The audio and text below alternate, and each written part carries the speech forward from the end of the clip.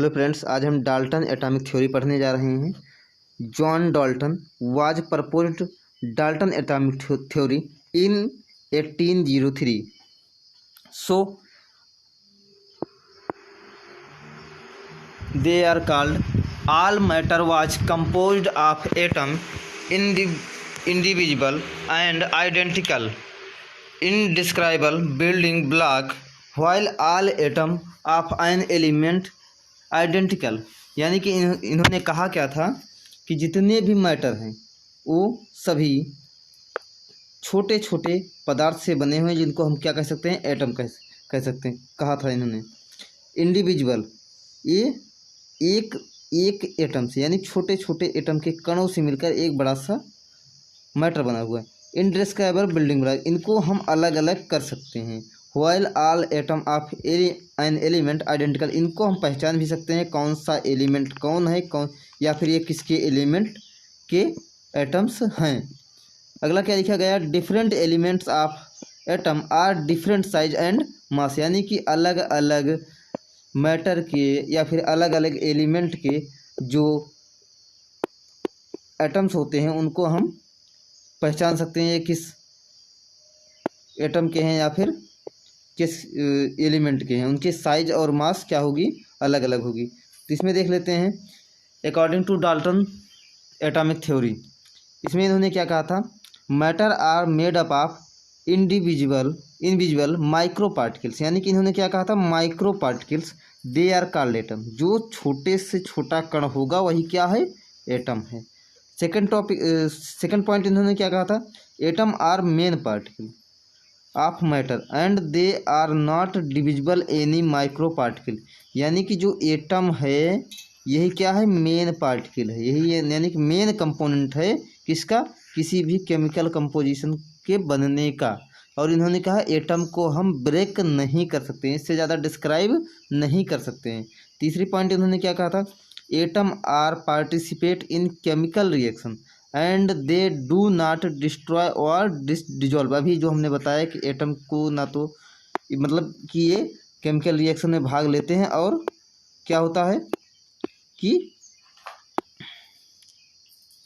ये chemical reaction में भाग लेते हैं और जो है इनको हम तोड़ नहीं सकते। तो अगला जो पॉइंट लिखा गया है इसमें वो क्या लिखा गया है, एक मिनट रुक जाओ, इसको मिटा देते हैं हम पहले।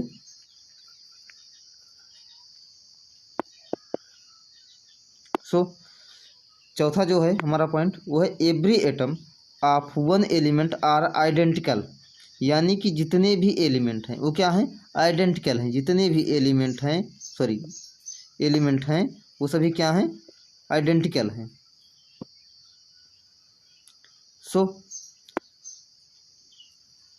ओ are equal, that is mass size and character, ETC are equal, यानी कि उनकी जो साइज होगी, मास होगा एंड क्या होगा, कैरेक्टर होगा, उनके जो कैरेक्टर्स हैं वो क्या होंगे, इक्वल होंगे। इन्होंने क्या बताया था कि जितने भी हैं उनको हम पहचान सकते हैं, उनके साइज मास और सभी चीज़ें इक्वल होती हैं। अगला पॉइंट क्या है, पांचवा, every element have a fixed atomic base, जितने भी एलिमेंट है उनका एक निश्चित एटॉमिक वेट होता है, यानी कि परमाणु भार होता है। And it is main character, यानी कि यही क्या है, मेन कैरेक्टर क्या है, यही जो है मेन कैरेक्टर ऑफ एलिमेंट, यानी कि यही जो है एटम का मेन कैरेक्टर होता है। तो इसमें छठा पॉइंट क्या है, 6 point, atoms of different element are different character, that is mass size and, sorry यहाँ पर एड लिखा हुआ है, ये एंड है, ये जो है एंड है, एंड डिफरेंट कैरेक्टर, यहाँ पर कैरेक्टर रहेगा, डिफरेंट कैरेक्टर। डिफरेंट, अगला क्या है, यानी कि इनमें का जो कैरेक्टर होगा, पहली चीज़ तो यहाँ पे क्या कहा था इन्होंने, सेम होगा, बराबर होगा, लेकिन यहाँ पर ये क्या कह रहे हैं, character mass size are different.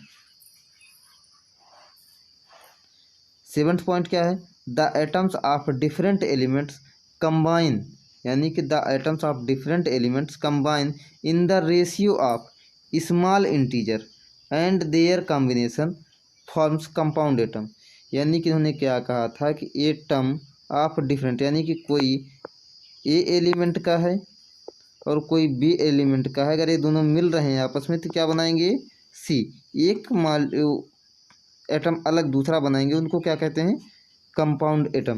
इन्होंने यहाँ पर बताया था, इन्होंने ये नहीं बताया था कि वो मॉलिक्यूल बताते हैं, वो बताए थे क्या कंपाउंड बन रहे हैं वहाँ पे।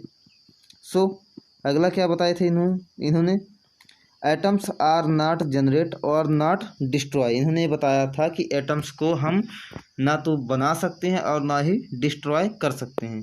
चलते हैं हम अगले टॉपिक की तरफ, जो कि है मॉडिफिकेशन ऑफ डाल्टन थ्योरी। वहाँ तक तो क्या था, हमारा डाल्टन थ्योरी था।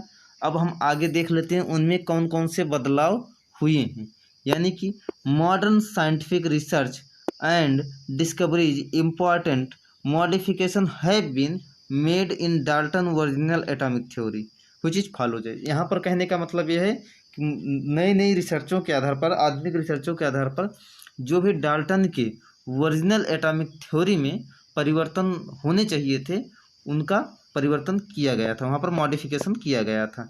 सो देख लेते हैं इसमें पहला कौन सा है। पहला जो है वो है atom are divisible, this is true, यानी कि एटम्स जो हैं वो टूट सकते हैं। Atoms can not divisible in physical और केमिकल चेंजेस, यानी कि ये भौतिक या फिर रासायनिक प्रक्रियाओं से चेंज नहीं हो सकते हैं। But by simple physical method an atom can be decompose into smaller particle themselves are made up of various type of superfine particle which are elementary particle or subatomic particle electron, proton and neutron. यानी कि यहाँ पर इन्होंने जो changes हुए हैं उसमें पहला टॉपिक ये था कि जितने भी एटम्स हैं इनको हम और इनके अंदर का अध्ययन कर सकते हैं, जिसमें कि न्यूट्रॉन, प्रोटॉन और इलेक्ट्रॉन की का जिक्र हुआ है, यानी कि इनको हम डिस्क्राइब और भी अधिक तरीके से कर सकते हैं। तो पहला चेंजेस ये हो गया डाल्टन एटॉमिक थ्योरी में। अब दूसरा चेंजेस हम लोग देख लेते हैं। दूसरा चेंज कौन सा था? दूसरा चेंज था the atom of an elements can be different atomic weight and they are called isotope. यानी कि यहाँ पर क्या चेंजेस हुए हैं, जो एटम यानी कि the atoms of an element can be different atomic wait, यानी कि एक एटम ए है, एक एटम ए है, इन दोनों का एटॉमिक जो वेट है वो क्या है, अलग अलग है एक ही एलिमेंट का। तो वहाँ पर क्या हो जाएगा, ये सभी क्या हैं, आइसोटोप या फिर अलग से हैं, तो सब क्या हो जाएंगे, आइसोटोप। इनको क्या कहा गया है, आइसोटोप। तीसरी पॉइंट हम लोग देख लेते हैं। तीसरा पॉइंट क्या है,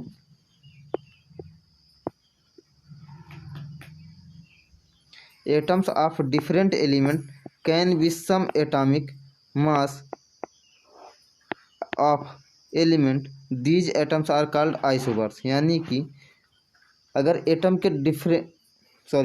atoms of different element can be some atomic mass, same atomic mass, यानी कि जो डिफरेंट एटॉमिक मास होगा वो क्या होगा, सेम होगा, यानी कि एटॉमिक जो मास होता है वो यहाँ पर सेम हो जाएगा, तो क्या हो जाएगा, वो सभी आइसोबार्स हो जाएंगे। यहाँ पर एक चेंज ये हो गया कि आइसोबार्स क्या हो जाएगा, जब कोई भी एटम का एटॉमिक वेट अगर सेम होगा, जैसे किसी का 5 है तो दूसरे का भी 5 हो जाए, तो वो दोनों आपस में क्या होंगे, आइसोबार्स होंगे। हमारे कहने का मतलब ये था। अब हम लोग अगले पॉइंट की तरफ देख लेते हैं। अगला पॉइंट क्या है, तो चौथा जो पॉइंट है वो है the basic character of element is atomic number. यानी कि जो बेसिक कैरेक्टर है वो क्या है, एटॉमिक नंबर है। Because the number of proton present in nucleus, यानी कि कोई एक एटम है, उनके बीच का भी भाग है कुछ, जिसमें क्या है, जिसको क्या कहते हैं, न्यूक्लियस कहते हैं। और यहाँ पर जो प्रोटॉन मौजूद है, यानी कि यहाँ पर क्या मौजूद है, प्रोटॉन, वही क्या है, एटॉमिक नंबर। यानी कि यहाँ पर क्या कहा है, the basic character of element is atomic number because the number of proton present in nucleus, यानी कि जो न्यूक्लियस में प्रोटॉन प्रेजेंट है वही क्या है, एटॉमिक नंबर है। Of the atom number Z the atomic number, Z the atomic, इसको हम जेड से डिनोट करते हैं। Are of different atom are different, यानी कि एक दूसरे एटम, कोई एक एटम ए है, बी है, सी है, डी है, जैसे कि हाइड्रोजन हो गया, एक मिनट इरेज करते रहे इसको हम, जैसे कि हाइड्रोजन हो गया, नाइट्रोजन हो गया, इन सभी का एटॉमिक नंबर जो होता है अलग होता है और नंबर ऑफ प्रोटॉन भी अलग होते हैं, इसीलिए इनका मेन कैरेक्टर चुना गया है। अगला कैरेक्टर हम लोग देख लेते हैं, अगला मॉडिफिकेशन क्या हुआ था इनमें, जो है अगला मॉडिफिकेशन था molecule are form by combining atom and not compound atom, यानी कि यहाँ पर क्या कह रहा है कि अगर एक एटम यहाँ पर है, एक एटम यहाँ पर है, ये दोनों आपस में जुड़ रहे हैं तो ये क्या बनाएंगे, मॉलिक्यूल बनाएंगे, ना कि मॉलिक्यूल बनाएंगे, ना कि जो है एक कंपाउंड एटम बनाएंगे। ये अगला 5वां पॉइंट हो गया। अगली पॉइंट हम लोग देख लेते हैं, सिक्स पॉइंट में क्या कहा गया है, the combination of atom takes place in monomer and polymer, यानी कि कोई भी मॉलिक्यूल बन रहा है या तो मोनोमर हो सकता है या फिर कई सारी चैन के रूप में हो सकता है, पॉलीमर जिसको कह सकते हैं हम लोग, वो सब हम लोग आगे चल के पढ़ते हैं। फिलहाल इतना जानते रहेंगे, यहाँ पर मोनोमर और पॉलीमर दोनों में होगा। तो डाल्टन थ्योरी में यहाँ तक के परिवर्तन हुए हैं। डाल्टन एटॉमिक थ्योरी के बाद एटम एंड मॉलिक्यूल्स जो हमें पढ़ना है वो सेकंड टॉपिक जो है एटम एंड मॉलिक्यूल है। तो एटम क्या है और मॉलिक्यूल क्या है ये हम आगे बात करने जा रहे हैं। Any elements of smallest particle, यानी कि कोई भी छोटा पार्टिकल हो, आर फॉर्म्ड मॉलिक्यूल, जो कि किस में भाग ले, मॉलिक्यूल को बनाने में भाग ले, वही they are participate in chemical reaction, जो कि केमिकल रिएक्शन में भाग ले विदाउट डिकम्पोज, यानी कि बिना टूटे हुए को क्या कहलाएंगे, वही क्या है, एटम्स है। एटम आर वेरी स्मॉल, और इसका जो मास होगा, जो भार होगा वो बहुत ही कम होता है। तो एटम समझ में आ जाना ही आ गया होगा।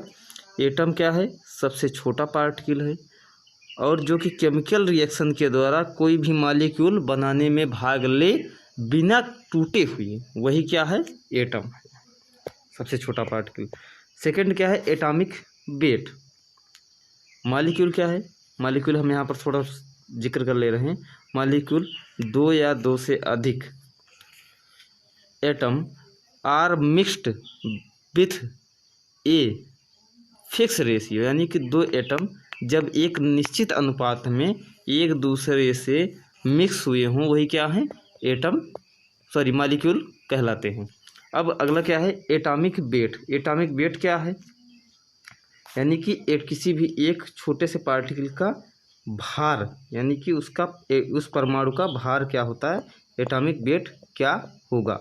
So atomic weight, hydrogen is the smallest and lightest weight, यानी कि जो सबसे छोटा एटम होता है वो किसका होता है, हाइड्रोजन का होता है। हाइड्रोजन एटम जो होता है वो सबसे छोटा होता है, यानी कि ये सबसे छोटा और हल्का एटम होता है। Lightest weight, radius of hydrogen atom is about to 0.28 angstrom, यानी कि जो इसका रेडियस होता है, जो इसकी त्रिज्या होती है वो 0.28 एंगस्ट्रॉम होती है।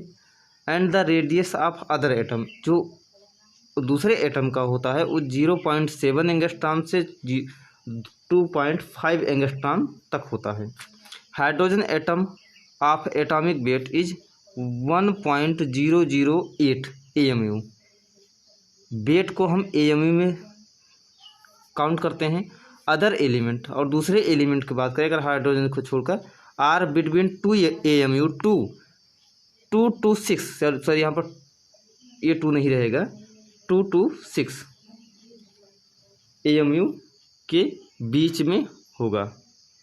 ये चीज़ हमें समझनी चाहिए कि जो हाइड्रोजन एटम होता है उसका एंगस्ट्रॉम, उसका भार जो होता है 1.008 AMU से 266 AMU तक होता है। ये आगे वाला 2 नहीं रहेगा यहाँ पर, ये हो गया एटॉमिक वेट, यानी कि सबसे छोटा जो हाइड्रोजन सबसे छोटा जो एटम होता है वो हाइड्रोजन का होता है। तो इसका भार जो होता है वो इतना होता है और इसकी जो त्रिज्या होती है यानी कि रेडियस जो होती है वो 0.28 एंगस्ट्रॉम होती है। अगला जो है वो क्या है, इंटरनल स्ट्रक्चर ऑफ एटम। किसी भी एटम का यानी किसी भी एटम के अंदर की संरचना को हम लोग देखने जा रहे हैं। हम सभी जानते हैं एटम क्या होता है, इलेक्ट्रॉन, प्रोटॉन और न्यूट्रॉन से मिलकर बने होते हैं। यही चीज़ें हमें देखना है कैसे बने होते हैं। Atom are also made up of atomic particle, यानी कि इसके एटम के पार्टिकल जो होते हैं like electron, electron negative charge रखता है इसलिए ई माइनस के रूप में हमें कहीं कहीं देखने को मिल जाता है, electron, proton and neutron. So like electron, proton and neutron. Mass of electron is about to hydrogen, यानी कि इलेक्ट्रॉन का जो मास होता है वो कितना होता है, हाइड्रोजन के मास के की तरह होता है, यानी कि मास के बराबर कह सकते हैं हम लोग यहाँ पर। 1/1836 का भाग होता है, यानी कि 1/1837 1837 मास के बराबर होता है आप प्रोटॉन। अब प्रोटॉन अबाउट टू इक्वल, यानी कि प्रोटॉन जो होता है वो कितना होता है, proton about to equal hydrogen atom, यानी कि हाइड्रोजन एटम के बराबर होता है, बराबर से कुछ कम होता है। यहाँ पर हमने लिखा है कि बराबर से कुछ कम, यानी कि हम यहाँ पर कह सकते हैं जो इलेक्ट्रॉन का मास होता है वो हाइड्रोजन एटम के 1/1837 मास के बराबर होता है। बट जो प्रोटॉन होता है वो इक्वल होता है हाइड्रोजन एटम से कुछ कम, यानी कि थोड़ा बहुत होता है इधर उधर, लेकिन उसी के बराबर में होता है ये भी, लेकिन थोड़ा सा कम होता है। मास ऑफ न्यूट्रॉन, यानी कि अब न्यूट्रॉन की हम बात कर लेते हैं। न्यूट्रॉन भी सब एटॉमिक पार्टिकल है। Neutron are about to hydrogen mass, यानी कि हाइड्रोजन कितना होगा, लेकिन ये थोड़ा सा अधिक होगा हाइड्रोजन से, यानी सम मोर वेट यहाँ पर होगा। अब अगला क्या है इसमें, total positive charge. Internal structure में हम पढ़ने जा रहे हैं। पहली चीज़ तो हम जान लेते हैं कि सभी जो होता है इलेक्ट्रॉन, प्रोटॉन और न्यूट्रॉन, यानी कि इलेक्ट्रॉन, प्रोटॉन और न्यूट्रॉन ये सभी कहाँ पाए जाएंगे, ये सभी एटम के अंदर पाए जाएंगे। कैसे पाए जाएंगे वो हम लोग आगे बात करने जा रहे हैं, किस पर कौन सा चार्ज होगा वो सभी चीज़ हम आगे बात करेंगे। देखते हैं यहाँ पर total positive charge of atom, यानी कि जो इस पर धन चार्ज होगा, यानी positive charge of atom and about to total mass of atom are situated in smallest centre, यानी कि जो एटम होगा उसी के सेंटर में कुछ होगा, वहाँ पर जितना भी पॉजिटिव चार्ज होगा वो वहीं पर होगा। आर कॉल्ड न्यूक्लियर, जिसको हम न्यूक्लियस कह सकते हैं या फिर न्यूक्लियॉन्स भी कहते हैं, कहीं कहीं पर लिखा होता है। एंड न्यूक्लियस कंटेन, यानी कि जो एटम का न्यूक्लियस होगा वही क्या रखता है, हमारा न्यूट्रॉन और प्रोटॉन, वही दोनों को कंटेन किया होता है। So neutron and proton. Mass of nucleus region, यानी कि यही टोटल लगभग भार होता है न्यूट्रॉन और प्रोटॉन के कारण से, यानी कि हम कह सकते हैं जो भार होता है किसी भी एटम का वो डिपेंड करता है कि न्यूट्रॉन कितना है उसमें, प्रोटॉन कितना है। Region by proton and neutron. The group of proton, यानी कि प्रोटॉन के ग्रुप को the group of proton and neutron form nucleus, यानी कि न्यूट्रॉन और प्रोटॉन मिलकर क्या बनाते हैं, न्यूक्लियंस बनाते हैं। Because the particle are nucleons component, क्योंकि यह न्यूक्लियंस के कंपोनेंट होते हैं। अब हम देखते हैं आगे क्या है इसमें। अगर नहीं समझ में आया तो हम फिर से समझा दे रहे हैं। कोई भी एक एटम है, हम ये कह सकते हैं एक एटम ए है, इसके बीच में एक क्या है, न्यूक्लियस है। न्यूक्लियस पर प्लस चार्ज होता है, न्यूट्रॉन हो गया एक हमारा, एक प्रोटॉन हो गया, एक इलेक्ट्रॉन हो गया, स्मॉल एन है। न्यूट्रॉन पर जो है कोई चार्ज नहीं रहता है, ये चार्जलेस होता है। और प्रोटॉन पर प्लस चार्ज होता है, इलेक्ट्रॉन पर माइनस चार्ज होता है। सो इलेक्ट्रॉन, इस न्यूक्लियस के बाहरी हिस्से में इलेक्ट्रॉन पाए जाएंगे, और जो प्रोटॉन और न्यूट्रॉन होते हैं वो कहाँ पर पाए जाएंगे, न्यूक्लियस पाए जाएंगे, क्योंकि ये दोनों कंपोनेंट किसके हैं, न्यूक्लियस के हैं। तो हम आगे देख लेते हैं क्या है। N element of atom, N element of atom, ये क्या है, atomic number, N element of atom nucleus 5%, number of proton. अगला क्या है, atomic number.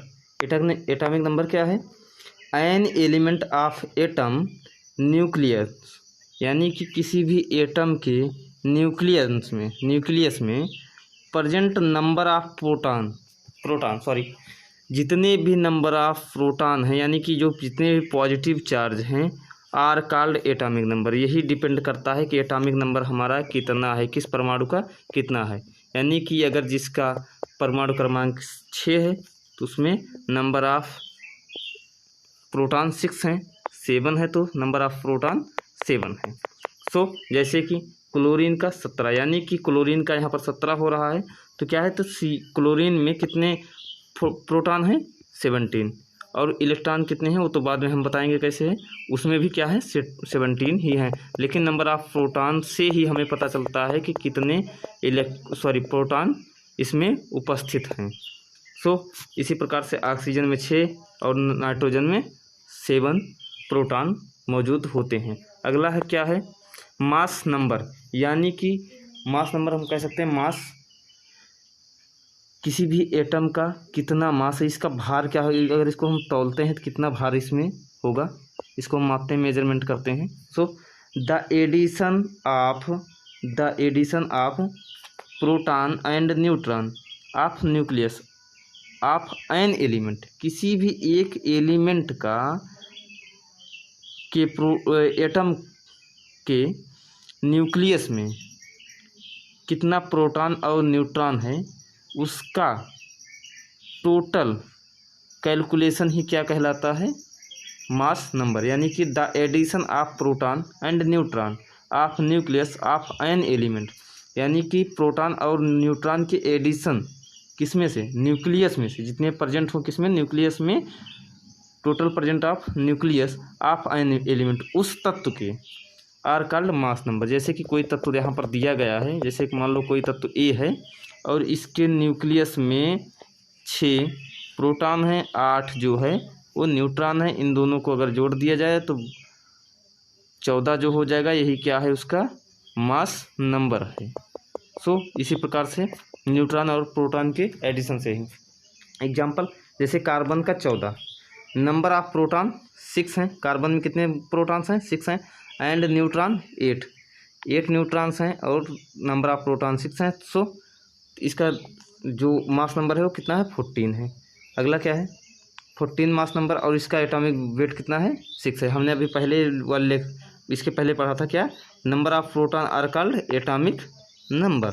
So atomic number is 6, then mass number is 6, 8 + 14, तो यहाँ पर 14 क्या हो जा रहा है, एटॉमिक नंबर, और 6 क्या हो जा रहा है, एटॉमिक नंबर हो जा रहा है, और 14 क्या हो जा रहा है, मास नंबर। फिर से हम लोग एक बार बात कर लेते हैं, number of proton and neutron are addition with each other, यानी कि इन दोनों को जोड़ने पर जो हमें नंबर प्राप्त होता है वही क्या है, मास नंबर है। लेकिन जो प्रोटॉन है उसके नंबर्स जो हैं वो क्या हैं, एटॉमिक नंबर हैं। अब हम लोग आगे देखते हैं क्या है मास नंबर। यहाँ पर हम ये कह सकते हैं कि atomic mass is equal to और something equal to mass number. इसमें देख लेते हैं आगे क्या लिखा गया है, mass number are not main character and element of atom mass number 8 या फिर कुछ और। यानी कि हम कह सकते हैं कि जो मास नंबर है वो जो होता है मेन कैरेक्टर, किसी भी एलिमेंट का मेन कैरेक्टर नहीं है। और दूसरी चीज़ एटॉमिक मास 8 हो सकता है या फिर कुछ और हो सकता है, यहाँ पर लिखा गया है। सो हमें कह सकते हैं सीधा सीधा एटॉमिक वेट जो होता है या फिर एटॉमिक मास जो होता है किसी भी एलिमेंट का कुछ और हो सकता है, कुछ और हो सकता है, लेकिन हो सकता है सेम ही हो सकता है सेम ही हो, बट क्या होगा यहाँ पर atomic mass is not equal, और यहाँ पर जो 8 लिखा है ये नहीं रहेगा। Atomic mass number not main character and element of atom mass number same और आर नॉट। आगे चलते हैं हम लोग। आइसोटोप, आइसोटोप सभी लोग जानते होंगे, इसकी हम लोग परिभाषा देख लेते हैं। An element of atom are same, यानी कि एलिमेंट के atom are same atomic number, यानी कि एक ही एटॉमिक नंबर के क्या हों, बट मास नंबर, बट जो मास नंबर हो क्या हो, वो are atomic mass are different, उनका मास जो हो वो अलग अलग हो, वो क्या है, isotope. Isotope atom of nucleus have some numbers of proton, यानी कि उनमें जो प्रोटॉन्स होंगे but number of neutron are different, same number of proton, यानी कि नंबर ऑफ प्रोटॉन क्या होंगे, वो सेम होंगे जो आइसोटोप होंगे, बट न्यूट्रॉन्स क्या होंगे वहाँ पर डिफरेंट हो जाएंगे, अलग अलग हो जाएंगे। तो देख लेते हैं यहाँ पर, जैसे कि कुछ एग्जाम्पल्स दिए गए हैं। Example, hydrogen have 3 isotope. यहाँ पर जो नीचे लिखा गया वो क्या है, एटॉमिक नंबर है, सबका एटॉमिक नंबर एक ही होगा क्योंकि नंबर ऑफ प्रोटॉन एक है। सो यहाँ पर न्यूट्रॉन जो है अलग अलग दिखा रहे हैं, तो यहाँ पर जो है ऊपर जो दिया गया है वो क्या है, इसके एटॉमिक मास दिए गए हैं। यहाँ पर 1 है, यहाँ पर 2 है, यहाँ पर 3 है, यहाँ पर क्या है, अलग अलग जो हैं एटॉमिक मास के हैं। सो ये सभी एक दूसरे के क्या हैं, आइसोटोप हैं। अगला क्या है, क्लोरीन। क्लोरीन का एक में क्या है 35 क्या है, मास नंबर है। इनका जो एटॉमिक नंबर है वो क्या कितना होता है, 17। सो यहाँ पर क्या है 37, यानी कि एक दूसरे के क्या हैं, आइसोटोप्स हैं, और इन दोनों का एटॉमिक नंबर क्या है, सेम है, यानी कि सेम एलिमेंट है। कह सकते हैं हम लोग सेम एलिमेंट के जब mass number are different are called isotope. अगला देख लेते हैं हम लोग क्या है, isobar. An atom of atomic number, किसी भी एटम का atomic number are different but mass number और एटॉमिक मास आर इक्वल, यानी कि यहाँ पर क्या हो रहा है कि मास नंबर क्या हो रहा है, सेम हो रहा है, बट या मतलब जो रहेगा वो सेम ही रहेगा, एक दूसरे से सेम रहेगा, बट जो एटॉमिक नंबर है वो क्या हो जाएगा, यहाँ पर डिफरेंट हो जाएगा। जैसे कि हम लोग यहाँ पर देख रहे हैं, आर्गन है, आर्गन का 18 होता है, पोटेशियम का 19 होता है, कैल्शियम का 20 होता है। इन सभी का एटॉमिक नंबर डिफरेंट है, बट जो मास नंबर है वो क्या है, सबका सेम है, यानी कि एक दूसरे के आइसोबार्स हैं।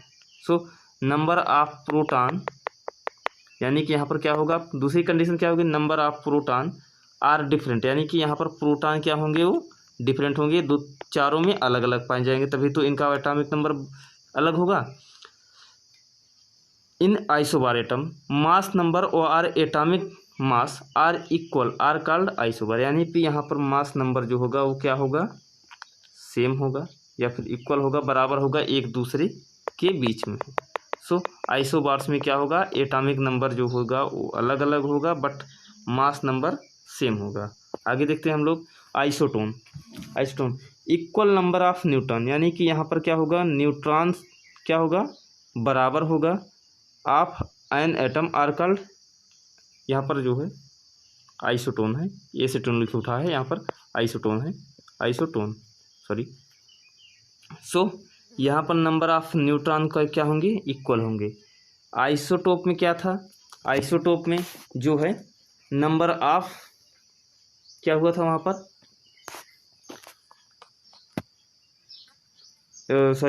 एटॉमिक नंबर क्या था, सेम था, और नंबर ऑफ प्रोटॉन क्या थे। सो न्यूट्रॉन क्या होगा, यहाँ पर नंबर ऑफ न्यूट्रॉन क्या होंगे, वो सेम होंगे, बट क्या होंगे, नंबर ऑफ एटॉमिक नंबर और सभी चीज़ें क्या होंगी, अलग भी हो सकती हैं, सेम भी हो सकती हैं, लेकिन नंबर ऑफ न्यूट्रॉन यहाँ पर क्या होंगे, सेम होंगे। हमने आइसोटोन में पढ़ा था कि वहाँ पर क्या होता है, द्रव्यमान संख्याएं क्या होती हैं, अलग होंगी, और आइसोटोप में पढ़ा था क्या था, आइसोबार्स में द्रव्यमान संख्याएं जो होती हैं वो समान होती हैं, और परमाणु क्रमांक जो होते हैं वो भिन्न होंगे, एटॉमिक नंबर भिन्न होते थे। पीछे जो हम लोग चलते हैं एक बार इसमें देख लेते हैं, इसमें क्या था, एटॉमिक मास आर सेम और atomic number but mass number are different. यहाँ पर क्या था, atomic number are different but mass number are equal. यहाँ पर क्या होगा, number of neutrons are equal number of neutrons are called isotone. So example, यहाँ पर नंबर ऑफ एटम्स 1 है, यानी एटॉमिक नंबर 1 है, यहाँ पर एटॉमिक नंबर 2 है, यानी कि एटॉमिक नंबर से कोई मतलब नहीं है। यहाँ पर नंबर ऑफ प्रोटॉन क्या है, दोनों में 2 हैं, नंबर ऑफ न्यूट्रॉन दोनों में कितने हैं, 2 है, इसमें भी है 2 इसमें भी है, यानी कि हाइड्रोजन में नंबर ऑफ न्यूट्रॉन 2 है और हीलियम में भी। इसी प्रकार से कार्बन में भी क्या है, यहाँ पर सम टाइप ऑफ आइसोटोन। यहाँ पर क्या है कि दोनों में सेम टाइप के क्या पाया, इक्वल क्या हो रहा है, ये न्यूट्रॉन हो रहा है।